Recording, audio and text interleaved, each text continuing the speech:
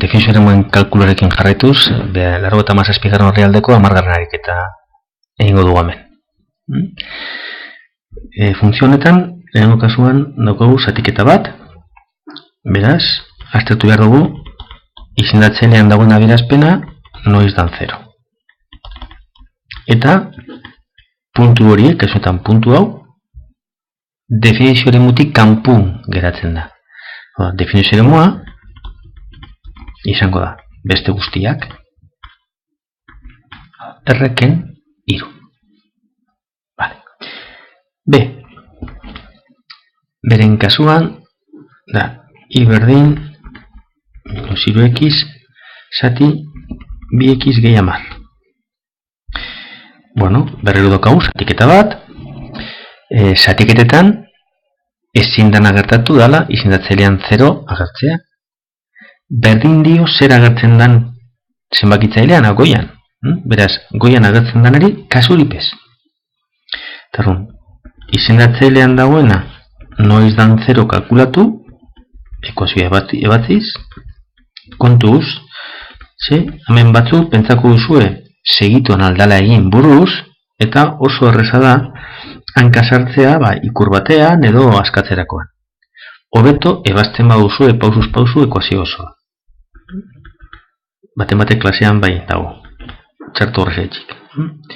Zein da definizio eremua? Erreken hemen lortutako balioak. Kasuetan minus 5.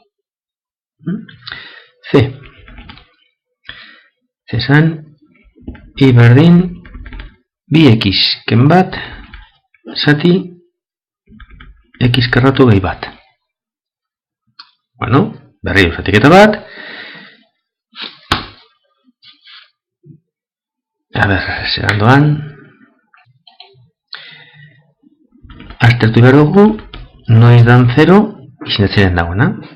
X karratu gehi bat berdin 0, beraz x karratu berdin minus bat, eta metik soluzioak izango ziren x berdin plus minus erro minus bat.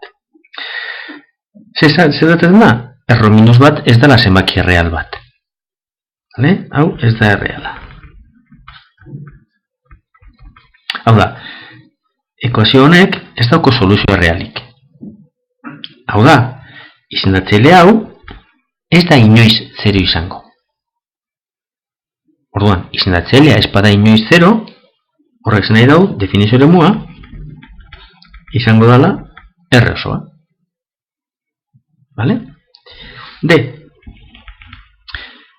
Deren kasuan, daukagu, I berdin, 2 zati minus x. Bueno, noiz da 0 minus x? Minus x da 0, x a 0 danean. Orduan, definizio eremua, izango da, danak, ken, 0. E. I berdin, x ken bat, zati, x karratu gehi x ken 6. Bueno, aztertu behar duguna da, x karratu gehi x ken 6 noiz dan 0. Beraz, formularekin, x berdin, minus bat, plus minus, erro, bat berbi, ken lau bider bat bider minus 6, zati bi.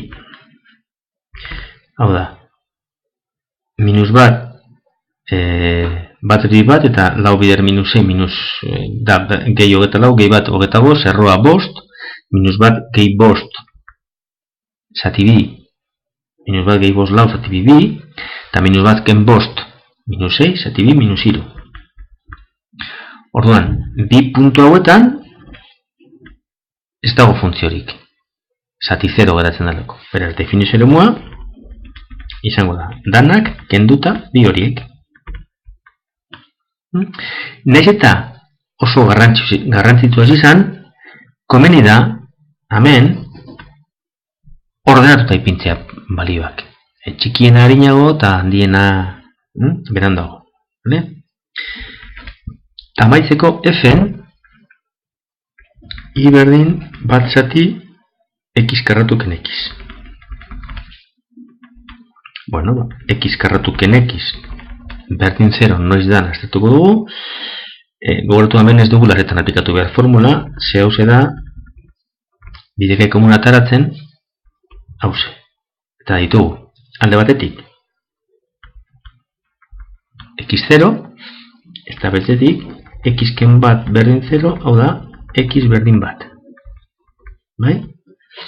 Beraz, bi puntu horietan, ez dago funtziorik. Beraz, definizio eremua, r ken 0 eta bat.